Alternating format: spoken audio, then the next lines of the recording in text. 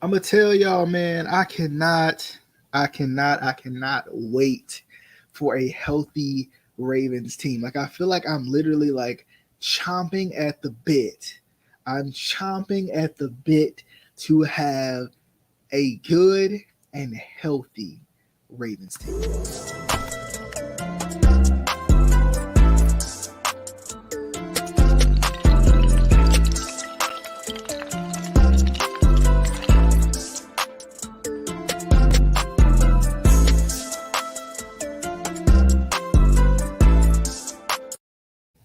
What is going on, good people? Flock Nation Speaks, episode 14, the Sammy Watkins edition.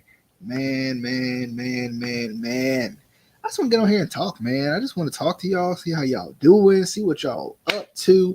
I'm gonna change this color because this blue is not working with this purple, man. This blue is not working with this purple. Let me see if I can get a gold. Let me see if I can get a gold. You know what? I got a good little number for that. But anyway, what's going on, good people? What y'all been up to, man? Y'all been chilling. What y'all been doing, man? It has been busy. Plenty of travel heading to Tampa next week. Not even gonna get to see the Buccaneers facility, I don't think, which is unfortunate. But first time in Tampa should be a lot of fun. Hope y'all doing good, man, for real. Appreciate all the support as always. Episode 14, Sammy Watkins edition. I wish I knew another 14. Marlon Brown, is that a trip now memory lane right there? Marlon Brown. I thought Marlon Brown was a beast, man. That boy, I always liked Marlon Brown, man. I always felt like the Ravens always had some kind of underrated receivers that never really got a chance to show what they could do because the Ravens are a run first offense, man. Um, I really do, man. I really felt like the Ravens had some, Kamar Aiken is another one I love. Bro, y'all remember Kamar Aiken, man? Like, I loved Kamar Aiken. That might be the first thing I talk about, man. I know I want to talk about Kyler and the extension and all that, man. But let me look through these Ravens. Let me try to remember all these Ravens wide receivers, man. Like, I don't remember, like, I'm trying to think, like, because I remember Kamar Aiken, like, I loved Kamar Aiken, man. I thought he was a beast. Like, I remember, like, somehow, because I rarely do this, I rarely watch preseason games, but somehow I was watching a preseason game. I'll actually pick this up. I think I'm just going to hold it. I was watching a preseason game, man, and they was like, this man does not drop the ball. And ever since I heard that, I loved Kamar Aiken. And I think that's the funny part. Like, I think that's why I want to say that's why, man. I want to say that's why I really like. Why, I feel like that's why we get a lot of our opinions from the media. Like you hear something and it really makes you think. Like, okay, like you know what I'm saying. Like you hear Bill Polian talk about Lamar Jackson and say you should switch positions. You think, oh, Lamar Jackson obviously not a quarterback, right? So that's the thing. Going back to the Kamar Aiken thing, I heard it in the broadcast. They were talking about this guy. They've been talking about it in practice, man. This guy does not drop the ball. He's a beast. And I loved Kamar Aiken. Marlon Brown was another one that that I feel like I forget about sometimes. Of course, you got Torrey Smith. Torrey Smith was a beast. I liked him a lot. I always felt like he was kind of like not a one trick pony per se, but he was just like the speed guy. He was a speed guy, but I mean, he'd go up and get the contested catches down the field too. I like Torrey Smith a lot. Um, I feel like he struggled a little bit when he left Baltimore because I think he was almost like the perfect fit at that time. I think when they brought in Bolden, right? They brought in Bolden, and then of course they drafted Torrey Smith, and then they brought in Bolden. They was trying to find that physical guy because you remember the year before they had Lee Evans. I wish I might try to look up a Ravens depth chart because I can't remember right off. Back then, like you know what I'm saying, like who was on the Ravens, who were the wide receivers? Because I mean, they tried a couple of options to pair with Torrey Smith. I'm pretty sure Marlon Brown was one of them. Marlon Brown was one of them. They wanted to pair with Torrey Smith as like a big go up and get a receiver. Lee Evans, the wily vet. We know what happened with him and everything, bro. Like he was one of those guys that they wanted to pair with Torrey Smith to kind of offset a little bit of that speed. I'm trying. Did it? Steve Smith was post. Yeah, that's right. Steve Smith was post. He was post Torrey Smith. I want to say Kamar Aiken played with Torrey Smith if I'm not mistaken. And they tried to kind of offset it like that, man. They tried to offset that speed with a little bit of a guy who has some good hands. I feel like that's true. I feel like I might be wrong on that one. I can't remember right off. But I feel like that's true. Um, but yeah, like crazy to think about, man. Like some of the receivers that's been through the organization. I mean, I think the Ravens they've always tried to find like the diamonds in the rough. That's always been like the Ravens thing, even on defense. So you think about it, like Matt Judon is a beast, but they got him in like the fourth or fifth round, like they got him late. Uh, you know, they do that a lot of times with a lot of these guys. They grab a lot of guys late. They grab guys. They grab that wily old vet. Like even like Bolden, which I mean is kind of disrespectful to even call him a wily old vet, right? Because Bolden was a guy who, I mean, he was still a beast. Even I mean, he was a lot of the reason why we won that Super Bowl, man. Like Bolden was a beast, man. That was a guy I missed a lot after after he came through. But yeah, man, like it seemed like they were trying to put some guys with Tory to kind of give him some other. I don't know. I felt like they was trying to give him some other. Oh, I forgot all about Darren Waller. He was the other guy they was trying to kind of go in the big body direction to offset like speed and stuff like that. Oh, mini camp. Oh man, y'all remember Michael Campanero? Michael Campanero, that boy. I liked him a lot too, man. Like I don't know what it was about, and that's what I'm saying. Like I hate talking negatively about the Ravens receivers sometimes because I was so supportive of these guys. Now, but that's fine. Like none of these guys were true like number ones or anything like that. But at the same time, like oh Lord, Matt Elam was on this roster. At the same time, that's kind of how it was. Like mini camp, I forgot all about him, dude. Mini camp, like I forgot. Yeah, because it was mini camp, Marlon, Kamar Aiken. The Raiders had a squad in wide receiver back then, bro. Y'all forget. Yeah, and they had a good freaking offensive line too, because that was what James Hurst that's probably James Hurst rookie year, I think. They had Zudai Center, Osimile. Oh yeah, KO. They didn't pay him either. They hate paying offensive linemen, don't they? Marshall Yonda and Ricky. They'll pay one. Ricky Wagner. Yeah, that dog on. Oh, Jari was on there too. Dang, they had a squad back. They had a little bit of a squad back then. What was this? 2014. Yeah, because then they had that. Oh, that's right. That was the Gay Kubiak year, 2014, bro. This bringing back memories. I might need to do this like once a week.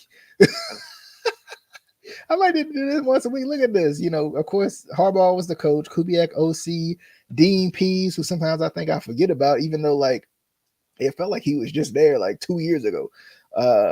But I mean, this was a squad, right? I think this was the best offense the Ravens had, even in terms of like numbers. I think this was especially passing wise. I think this was the best season Joe had with this offense with Steve Smith and Torrey Smith, the Smith brothers, right? No, Steve Smith and Torrey Smith. At the wide receiver 1 and 2. If Steve Smith could have stayed healthy for us, man. I mean that's up too. Then they had Marlon Brown and Kamar Aiken. Then they had Minicamp and Jacoby all on the same team. That's pretty good, man. That's pretty darn good, man. And I don't remember the numbers for that season. I have to look that up too. Like I don't remember the numbers for the 2014 season, but I remember it being a good it was a good season, and then I'm pretty sure the Ravens missed the playoffs by one game. I think that was one of those years where the Bengals beat us at the last doggone. Goodness, man. I'm pretty sure this is when the Bengals beat us at the last, on the last play. I think it was that AJ Brown. I think this was the AJ Brown one, uh, if I'm not mistaken. I'm trying to remember, man. That was a couple years there, bro, where just, I mean, right on the cusp. Yeah, 10-6. That's right. Third in the AFC North, 10-6. Yeah, because we lost to the Bengals in the last week. I'm pretty sure. I don't have the schedule right on me, but I remember like it was such a good year. Like it was such a good year, bro. Like Joe almost went for 4,000 yards that year. He was moving around. Like this was because this was right before he tore his ACL. He was moving around more, like extending the play more. Like this was probably like I mean Joe was good in the playoffs. Um, the what was that the year before, right? He was good in the playoffs the year before, um but still, bro, Joe was doing a good job of like extending the play and doing all that, man. Jeez, how did I spend 10 minutes? I spent 10 minutes looking at old rosters talking about how much of a beast these guys were. Oh, Chucky Brown. Y'all remember Chucky Brown? The DB. I remember because I remember I think I was playing Madden back then, bro, and I used to love some Shocky. I think it's Shocky, if I'm not mistaken. I love Shocky Brown, man. That dude right there. Who's the starting corners? Let me go back. Oh, that's Prime Jimmy. Prime Jimmy. Actually, this ain't Prime Jimmy. I think Jimmy was hurt this year. He only had one pick. Let me look. Yeah, I think Jimmy was hurt this year. No, he started. Yeah, he only started 3 games that season. That's right. That's right. That's right. That's right. Because Jimmy was a beast. He just couldn't stay on the field for a little bit. And then I think Ladarius Webb was getting a little older. Ladarius Webb, what was dang, bro. They was had some talent over the years, man. Like it take you back, bro. But let's hop into this Kyler Murray point, bro. Let's hop into this Kyler Murray point. I think I'm gonna put my mic back down. I'm gonna try to at least. Um, let's hop into this Kyler Murray discussion, thoughts. What do I think when it comes to Kyler and getting paid and what that means for Lamar? That's the biggest thing. Like, I think that it's the biggest thing we really care about, right? Like, what does that mean for Lamar? And I was talking about this in my other podcast, uh, the Instant Classic Wrestling podcast. I was just talking about how sometimes when you wait, sometimes the longer you wait, the harder things get for you, right? Um, because all the time, like I think as people, we waiting for the perfect moment. We trying to wait for the perfect moment to start this business, do this job, go on the diet, right? Whatever, right? We waiting for the perfect moment, right? But sometimes the longer you wait, the worse it gets, right? Because you didn't start tomorrow, a week from now, you 5 pounds heavier than you were, right? So with that being said, long story short, the reason I say that is the Ravens continue to back themselves into a corner in this regard. First things first, the Ravens have an issue with paying quarterbacks. Joe had to win a Super Bowl before they paid him. And I think Joe was the only quarterback who has gotten a significant contract extension from the Ravens, right? And it took him playing through his 5th-year option, betting on himself, winning a Super Bowl to actually not even the consistent starts or anything like that. Like none of that mattered per se, right? It was more so the winning the Super Bowl, right? That was the biggest thing, and that got him paid, right? But here's the issue, right? Lamar's already proven he can do what he can do, right? He can do more with less, right? He can lead the league in touchdown passes, right? He can be on an MVP pace as long as he's on the field. As long as he's on the field, he's probably your MVP, right? He's proven that, right? Time and time again. So, and he's proven he's a winner, like even in regard of, forget the defense. I know people want to credit the defense when it comes to wins, but the defenses also can be credited for a lot of these losses too, that the Ravens have faced under the Lamar Jackson era. There have been some clutch defensive, just miscommunications, defensive mistackling, stuff like that has been huge in terms of penalties too. Like the Ravens have always been a big penalty team for a little bit there too. That's a lot. That's a lot of what goes into that. Like not to say that Lamar's mistakes don't matter, because of course they do, but at the same time, like we forget, like for a top 5 defense, sometimes they not top 5 when you need them to be top 5, right? When I need you to to come in and be this top 5 defense, I expect you to help me out a little bit here and be a top 5 defense, right? So that's the thing, I think Lamar's done everything he can, and I think Lamar deserves more than Kyler Murray. I would honestly be surprised if the Ravens pay him less than Kyler Murray. I think Lamar has done more than Kyler Murray. Lamar's got the MVP, right? Lamar's led the league in touchdown passes. Lamar's been literally your MVP. You don't win games without Lamar, right? I mean, they won a couple, but you don't win many games without Lamar. You don't make the playoffs without Lamar. Top 5 defense or not, right? So that's the thing. Like, Lamar made the Ravens a Super Bowl contender. They've always had a top 5 defense. They've always had a top 5 rushing attack. They've always had a top 5 offensive line for the rushing attack. So that's the thing. So I think Kyler Murray's deal, and I don't think, and it's funny because I was actually sitting in a Mexican restaurant, eating lunch with a friend of mine, and as Kyler Murray's breaking news that he signed this deal came through, and I scoffed a little bit. Because it's not that I don't think Kyler Murray deserves it, but I'm still sitting here thinking, why the heck is Kyler Murray getting paid before Lamar Jackson gets paid, right? Why is that? Why is that happening? Like, what like, when you got a sure thing in front of you, you take it, right? When you got a sure thing in front of you, you take it. When the money's sitting right there in front of you, and you ain't stealing, right? Of course. When the money's sitting there, it's your check. It's got your name on it, and it's the right amount of money. You taking that, right? So that's my biggest thing. Like, why hasn't Lamar been paid? What is the holdup? Is it the Ravens waiting for the perfect time? Because the perfect time ain't gonna never come. And the longer the Ravens wait, the higher and higher and higher and higher the market goes. Which means the more you're gonna have to pay Lamar. Because if the Ravens, and I've heard this plenty of times, and it hurts me to say this, but if the Ravens don't pay Lamar, then somebody will. And there ain't nobody in the draft. There ain't no prospects coming up. That's Lamar Jackson. Lamar Jackson's proven he can do it. Lamar Jackson's proven he's that guy, right? Lamar Jackson saved jobs in 2018. John Harbaugh was 2 feet out the door already, right? And because they were losing games, close games. I didn't want to see John Harbaugh go. Don't get me wrong, but he was on the hot seat.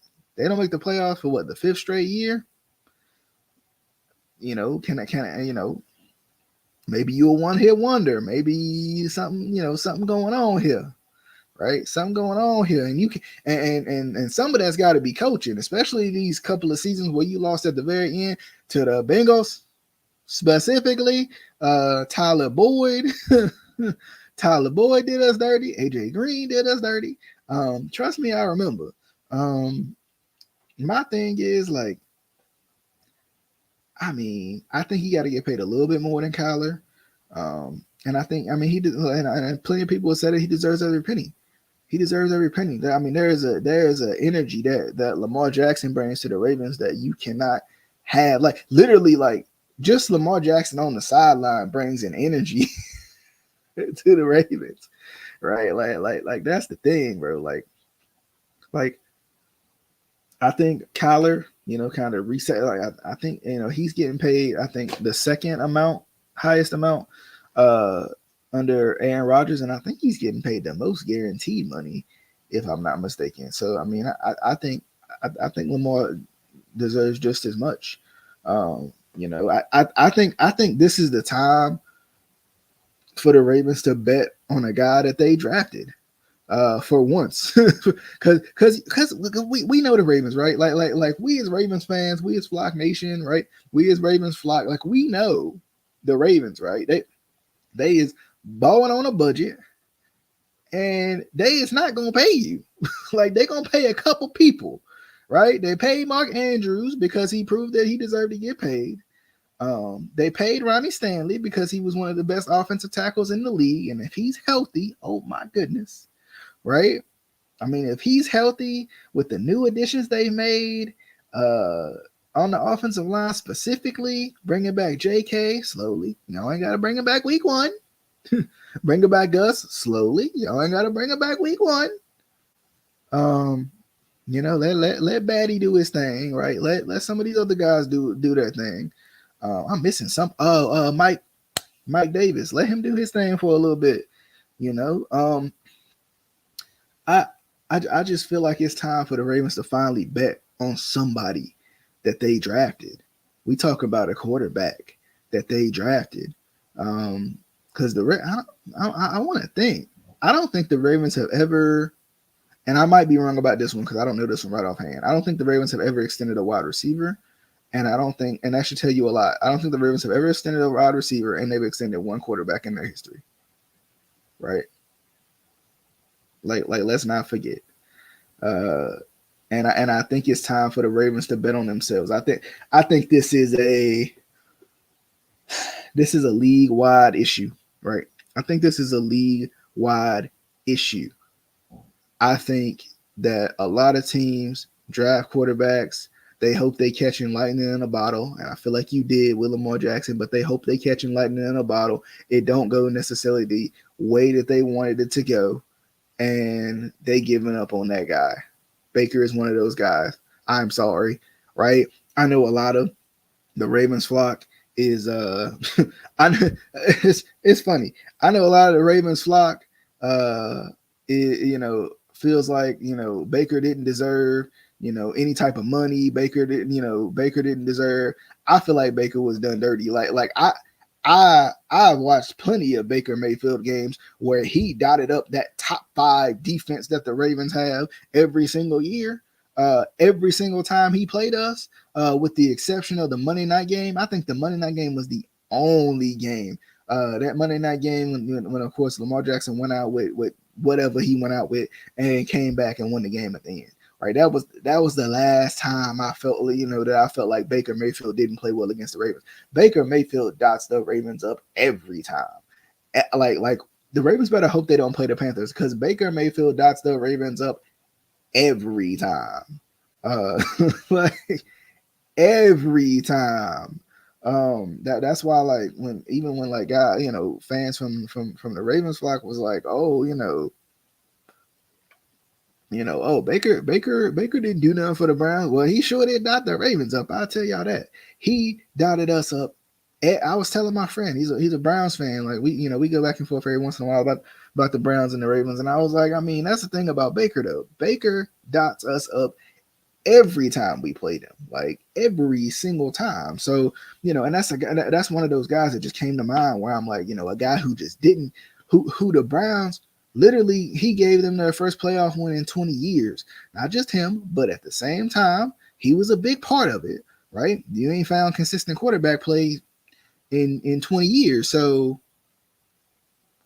explain to me why the guy who finally gets you a little bit of consistency can't be trusted to at least develop a little bit more into what you want him to be, even if he ain't what you want him to be. And I get it. Deshaun Watson's on the market. You going for a guy who's kind of in a way, been there, done that.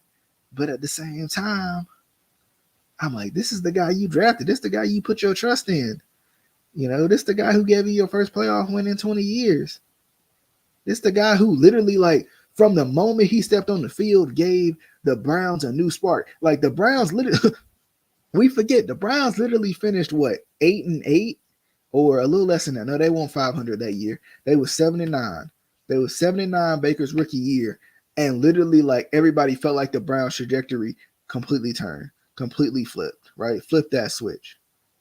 So that's my thing when it comes down to it. Baker's just one of them that I'm thinking of, that I'm like, dang, like they gave up on him real quick. Sam Darnold is probably another one. What have the Jets done to even showcase that they deserve any sort of prosperity at this point, any sort of consistency when it comes to what they put around anybody, what type of team they built? Like, you really feel like, for example, a guy like Sam Darnold who played 2 years for your team, you really like ain't gonna at least give him an opportunity. And I'm not saying everybody deserves to get extended I think you play your first 5 years and we see what you can do, and then we go from there. But I think at the same time, it is a little bit unfair to judge a quarterback, but not even their first 5 years. Usually it's like what, by year three they want an extension or not, right? By year four they want an extension or not, and whether you gonna do yay or nay with that, right? So that's the thing, bro. Like I mean, that was my thing. Like, that's been my thing for a long time. Like, we give up on quarterbacks way too soon. Way too soon. We let them have one bad season and we already ready to jump off the bandwagon or whatever. Like, and I just don't think it's fair to those guys. Like like the rest of the team ain't been as consistent either. So why is the quarterback always going to be the one, to get the blame in that regard? But that's all I got for y'all today. I think, man. I don't know if there's anything else. Like, go ahead and sign Julio Jones. You know, go ahead. Go ahead and sign.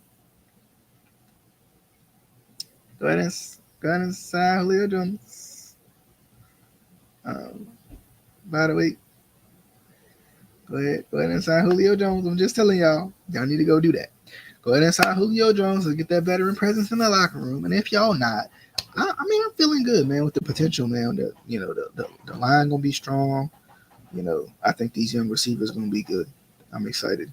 The defense gonna be good. We know that. We know the defense gonna be good. We know special teams is gonna be good. But I'm signing off, man. As always, hope you guys enjoyed Fly Nation Speaks, episode 14. For Marlon Brown, for Sammy Watkins, and we'll see you guys on the next one. Until